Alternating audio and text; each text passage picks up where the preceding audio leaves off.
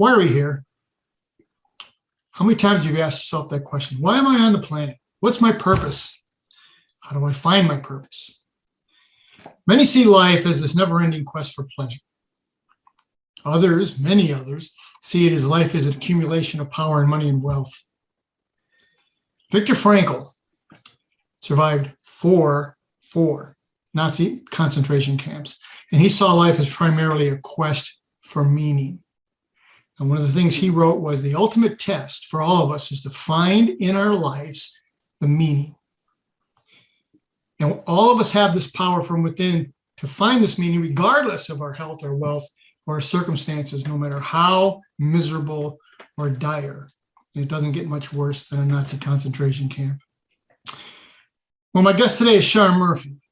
And this is an incredible story, ladies and gentlemen. Char has seen the highest of the highs, recognized as the best attorney in her state, booming business practice, money, power, prestige, respect, the ability to do anything she wanted and the means, and the lowest of the lows. Things that have driven many people past their breaking points. Let's hear her story. Char, welcome to Energy Healing. Thank you, Frank. Glad to be here. Well, it's a pleasure. You and I have spoken before. I read your book, Unshakable Power Through the Seasons of the Soul, which is amazing. People, ladies and gentlemen, you don't have this book, go get it. It's an amazing, amazing book. Char, share some of the stories, the challenges you faced growing up, and we'll put this book together.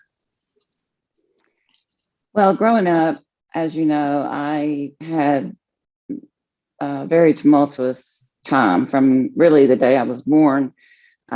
When my mother actually told the nurses that they brought her the wrong baby. She saw me, I was a chubby baby, and she immediately decided that I didn't belong to her and she had the wrong baby. So it kind of went from there, and she and my dad had a lot of personal issues, which affected the children. I was the oldest of three. I have two younger brothers. But so that's, you know, there were times when they were fighting and my mother would be kicked out of the house, actually. And this was in the middle of the night. And she would come to my bedroom window and knock on the window and beg me, begging at the window to let her in. And of course, I couldn't do that. I couldn't leave my bedroom and walk past where my dad was and unlock the door and let her in. That was very hard for me to, you know, I felt a lot of guilt, and because I really wanted to help her, I wanted to help them, but there wasn't anything I could do really. Mm-hmm. So going on, I have forgiven them for lots of those things. I mean, everything really. And because we as parents, none of us are perfect. We don't come into this world with a manual, as you say, that says, right, okay, when this happens, do this or that. So that was it pretty much in a nutshell of that. Wow. Yeah, it's so much difficult as a child. You're helpless, basically. You want to do something, but you don't know what to do. And because you don't do anything, you're wrecked with this guilt-ridden feeling, which carries on for a bigger part of your life. Now, despite all this, despite all these turmoil and trauma, you went to college, you finished college, finished law school. So where did all this grit and passion come from? Well, actually, you know, my dad, when I was in my third year of undergraduate school, he came to pick me up at college to take me home for the summer, and we went to have pizza for lunch that day. And he told me that he was dying of ALS, which is, as you know, a very horrible disease.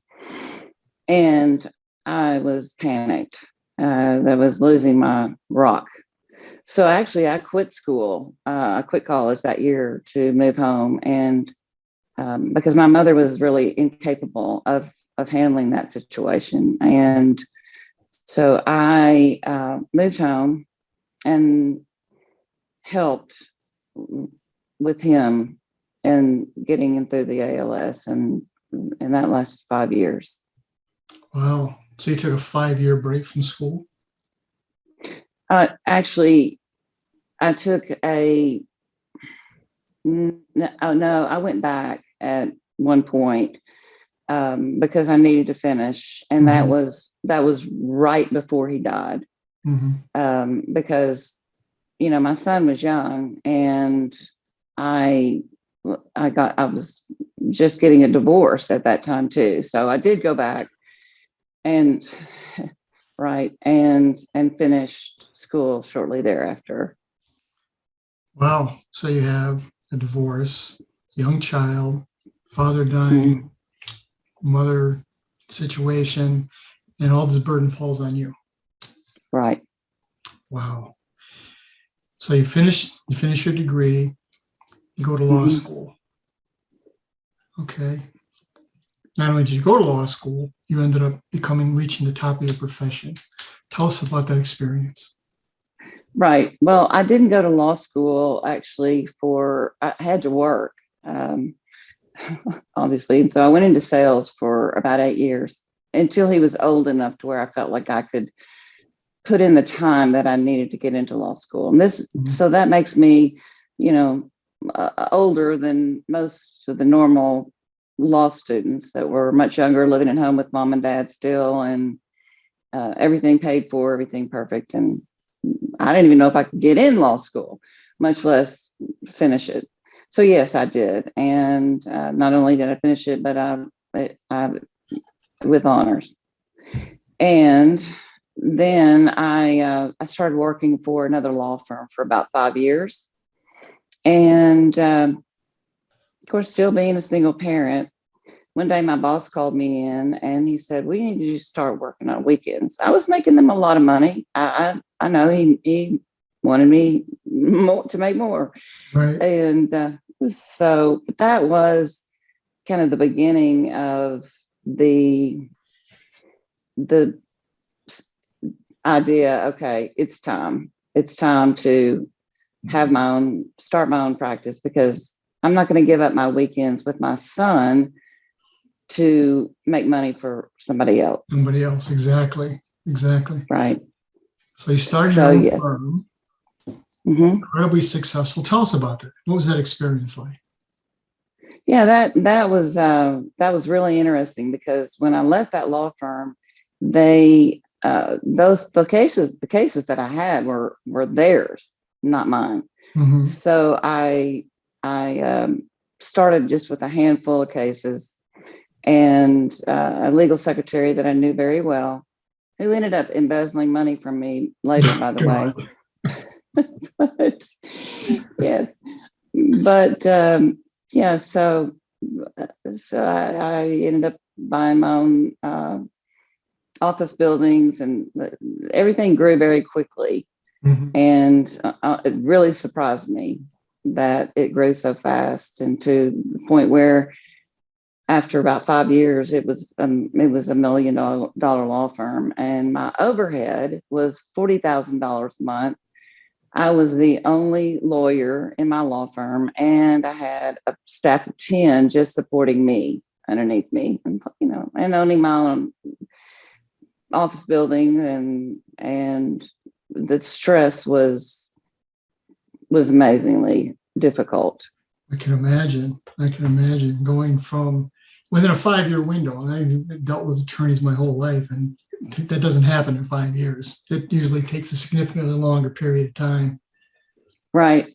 One of my good friends that also owned another law firm, he called me one day and he said, "Char, I'm concerned about you because I think you're growing too quickly."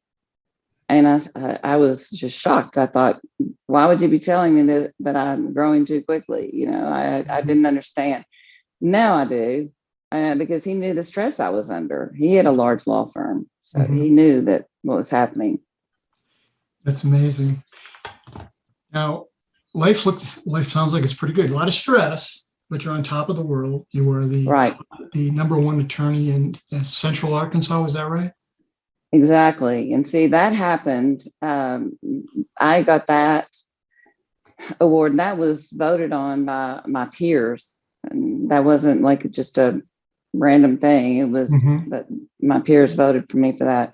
So I was very honored. And that happened in the very same month that I was diagnosed with breast cancer. And as you know, there's several other major events that happened right before that first We're going to diagnosis. get right into. Yeah, let's go right into that. So you're at the top of the world, #1 attorney. Now, bad news, diagnosed with cancer. Now, you when we spoke, you told me that 3 days before you got this announcement, you had a friend visiting, you're sitting on a swing, and you had a premonition or you had a vision. The world's going to change. What happened? Right. Well, what happened was it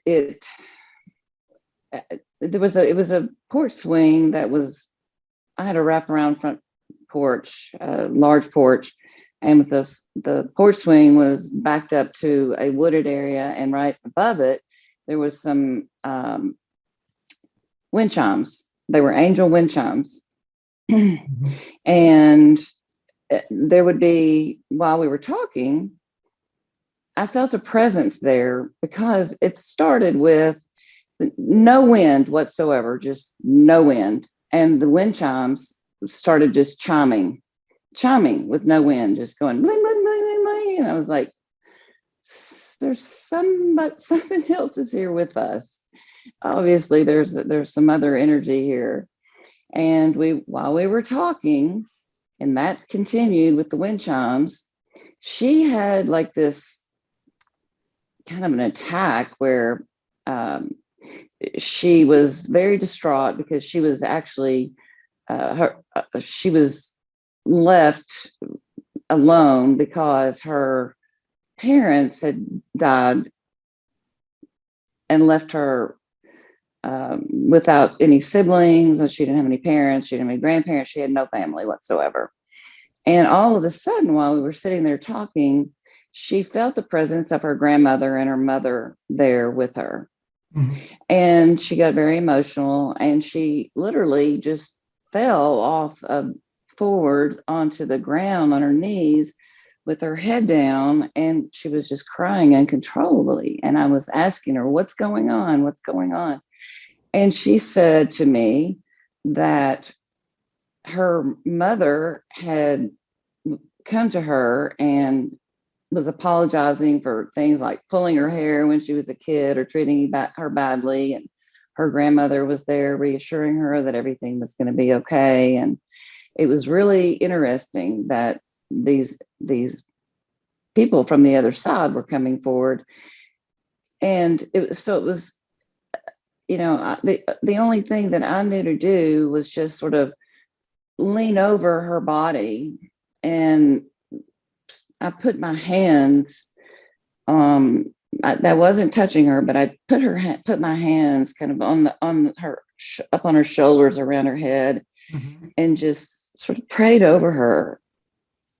And then all of a sudden she got up, and I could feel this energy coming from my hands onto her. And that's the first time that ever happened. Anything like that had ever happened. I felt this energy from my hands. And so when she got back up, she was just calm. She got back up on the porch. We continued our conversation. Everything was fine. The next day, she gets up with one of those old Polaroid disposable cameras, and she's walking around my house and taking pictures with this little camera all over the backyard, the front porch. And then she goes home. She lived in Memphis at the time, and I was in Little Rock. And a few days later, she had gotten the photos back. She said, "Char, you won't believe this." I said, "What?" She said, "I got to send you some pictures." She said, when I was picking them up from Walgreens or wherever she had them developed, the guy that had developed them said, "You got some weird stuff in your pictures, lady. What is this?" She looked at him and she saw, whoa, there was this huge angelic form, light figure, being, however you want to call it. It was an angel, basically, light of light that shone this incredible brilliance on the concrete. When you looked at the picture, when I finally saw it, I was like blown away because it was obvious. There was this humongous angel there. Right. And the glow on the concrete was just, I was like, and on the side of the house, even just, it was just amazing. And I had no idea that where in the world that would have come from, or how that anyone could ever Photoshop something like that in. Maybe they can, I don't know, but I couldn't, and I knew she couldn't. So anyway, that's what happened on the front porch. Wow. So you have this revelation. This is just truly amazing. You now learn you have cancer. What happened next? Well, actually, at that time, I didn't know I had cancer yet. It was right after that. So I had called in a medium to find out what the angel represented, or who that was. And that's when I found out that it was Archangel Ariel. And she comes in to help people figure out their life purpose and kind of where they're going on in life. And she's she's one of those angels that just is a personal guide to a lot of people. And so she also told me that I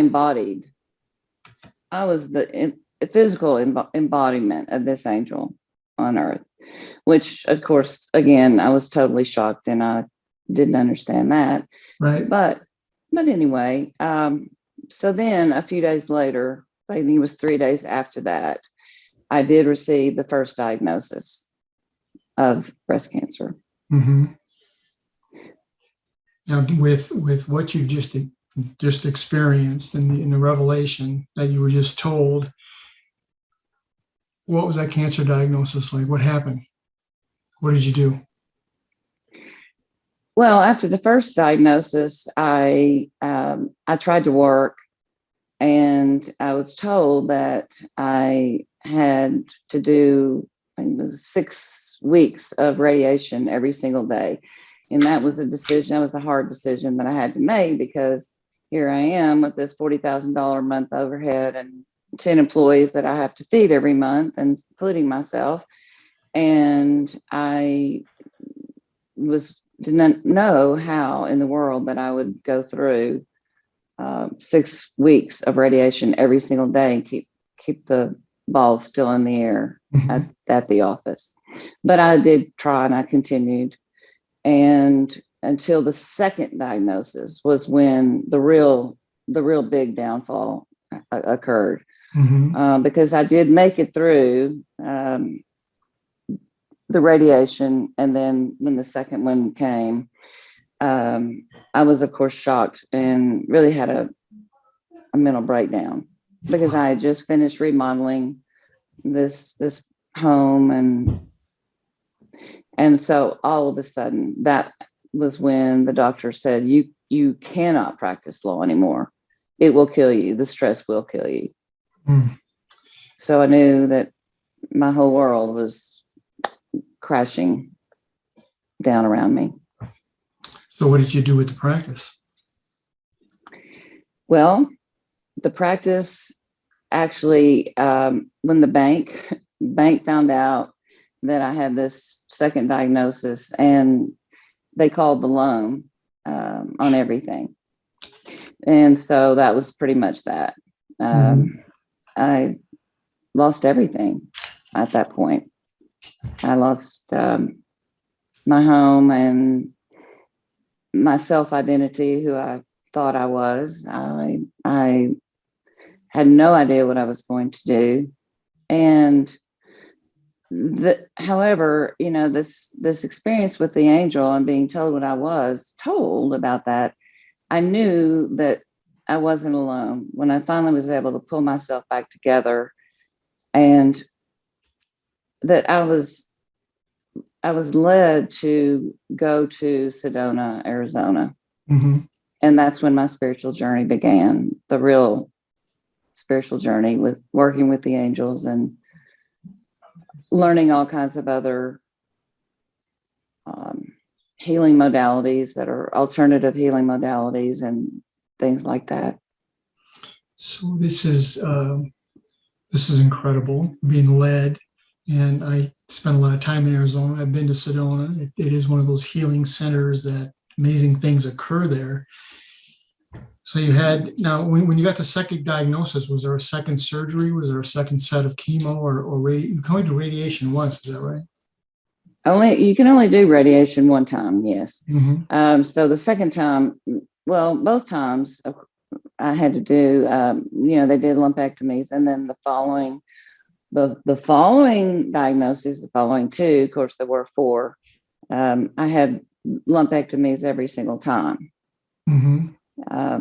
And it was interesting because in the very first surgery, I knew that, or I felt that the angels were had formed this canopy around me. Actually, they told me, and there was sort of an intuition that I had, that there was this angelic presence that was with me, Mm-hmm. and that they were forming this canopy above my bed. And I had no fear, I knew this in every single instance.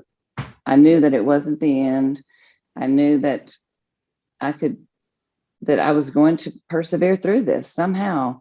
Mm-hmm. And because I knew these angels were with me at all times now. I just knew it. And they were. It was this higher purpose. They were letting you know. We spoke before. We said, the universe has this way of saying, I'm going to tap you on the shoulder, and I'm not listening. Then a push, and then a shove, and then it's the 2x4.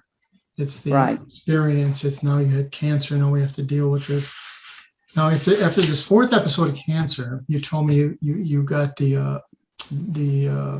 the diagnosis, but the treatment. What did the doctor tell you after the 4th time? After the 4th time, they told me that, actually it was, after the 4th time, that's when they told me I needed to have the double mastectomy. Mm-hmm. And I agreed that I had tried conservative treatment long enough, and it was time to have the chemotherapy. I mean, not the chemotherapy, excuse me, but the mastectomy. Mm-hmm. Yes. And so as soon as I woke up from surgery after the mastectomy, my doctor was there, and he told me that I needed to have chemotherapy, then 18 months of chemotherapy straight. And again, right, my intuition said that will kill you. No. So I told him no, that I wasn't, right then and there. I told him no, I wasn't going to have chemotherapy, that God would take me when it was my time to go. And that's when I would go, but I would not die from having chemotherapy for 18 months. Mm-hmm. So how did the doctor react? They usually don't take that well. What happened? No, the doctor did not take that well. And he actually was angry with me and had me go see all these oncologists and other people to try to convince me to take chemotherapy, and that if I didn't, that if I ever had a recurrence in another part of the body, that there would be nothing that they could do for me. So he actually it was a kind of a threat, like, and that's when, I just said, well, I'll go when it's my time, when God takes me. Mm-hmm. Now, that's pretty amazing to tell the doctors, because they're not used to hearing that. But right. There was something there, right? You were getting these messages. Absolutely. These angels were saying, we have you. We got you. Let's move forward, correct? Exactly. So what did you do? Well, that's when, you know, when I was in Sedona, and on learning all these things that I was learning, I knew that everything that had happened up into my life, in my life to that point, was bringing me to the point of understanding something really greater than myself, and teaching me who I really am. And that we all have a greater purpose. And sometimes in life, we think we have one purpose. I thought obviously I was going to be a lawyer for the rest of my life and everything was going to be all wonderful and perfect. And I always wanted to help people. So it was good for me in a lot of ways because I was helping people. And so in Sedona, I was questioning, my true purpose. Mhm. And so I had to discover, because purpose is what you're passionate about, and taking that passion and turning it into what really excites you, what really gets you up in the morning, what makes you the happiest every day. When you're living your passion and your purpose, because your whole life changes, and you may not have the big home and the fancy cars in the driveway anymore, and you may not have all the prestige or whatever. But so I learned that those things are not what make you really happy. Mhm. That didn't make me happy. And so it was a calling again to reconfigure my life and recreate myself from that inner perspective of who I really am. And once I got in touch with that, that's when things really started blooming out. Even I did do some angel healing. I'm an angel 3, a third level angel healer. I don't do hands-on healing. It's kind of like Reiki, the energy kind of comes through my hands. And I did a lot of quantum physics healing, even on the Buddhist Lama in Sedona, who wanted it 24/7, which I could not do. But so I tried a lot of different things and went on a lot of interesting journeys. I went to Costa Rica and climbed a 1,200-foot mountain that I never thought I could do. And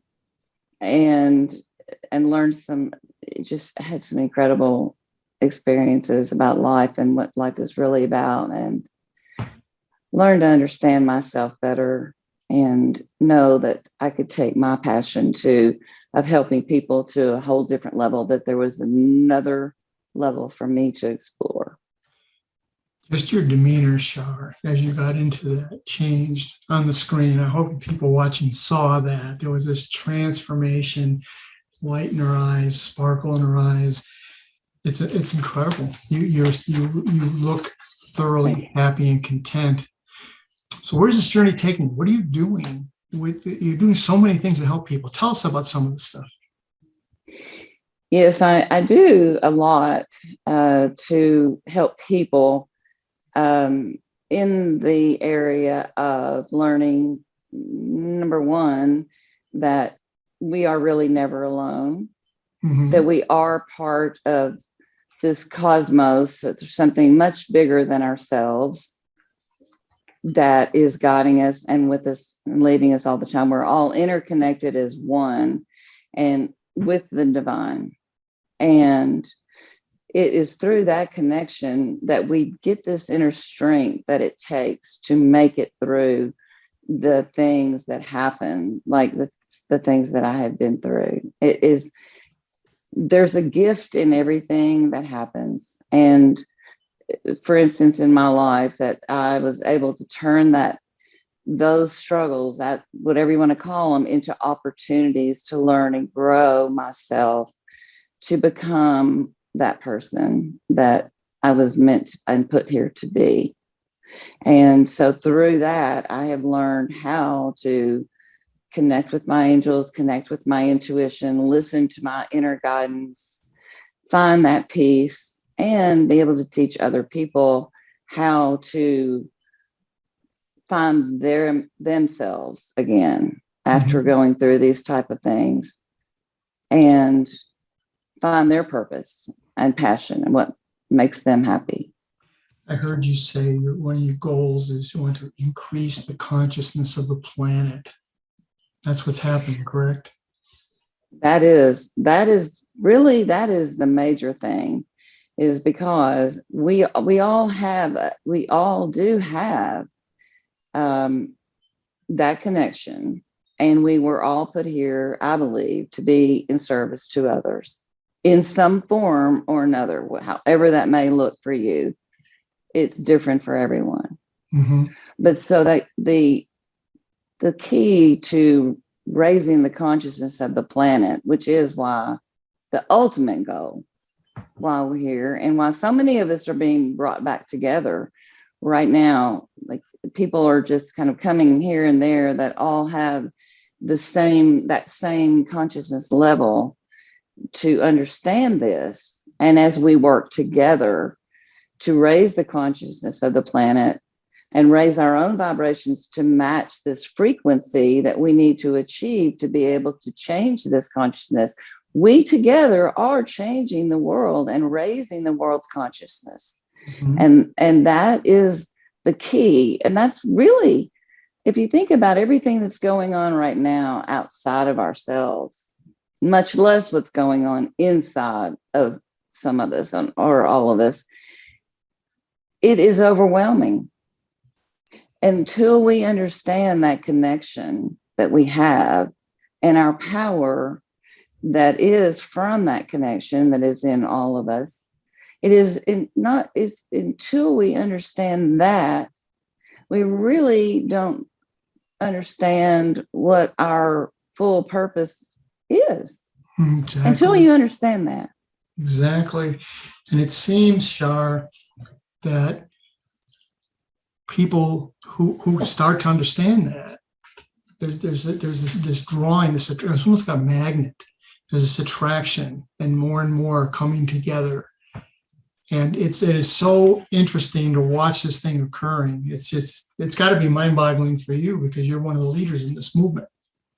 Oh, wow. Thank you. I appreciate that. But I don't see myself as any different than anybody else. I've always told people, excuse me, when I was sitting behind that desk with that overhead, and people would say, wow, how did you get in this position? And look what you have done. Look at that. I said, you know what? You can do it too. You can do whatever you want to do. You just have to know it and believe in yourself.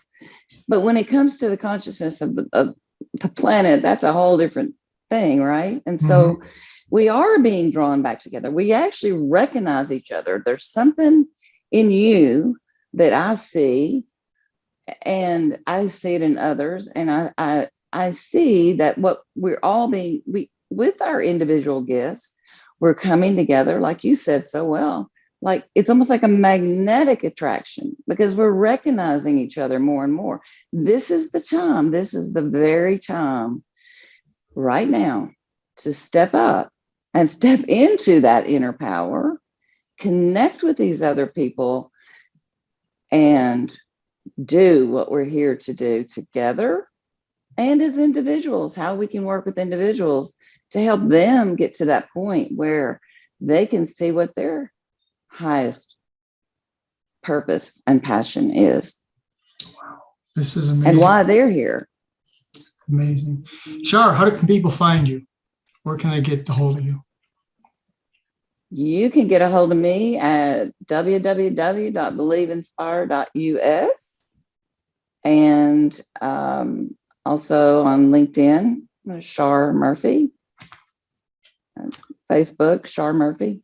Char Murphy, Biz Catalyst. contributing. Yes, BizCut, of course. Yes. So lots of places to reach Char. Well, folks, we're just about out of time. I want to thank Char one more time for this incredible story.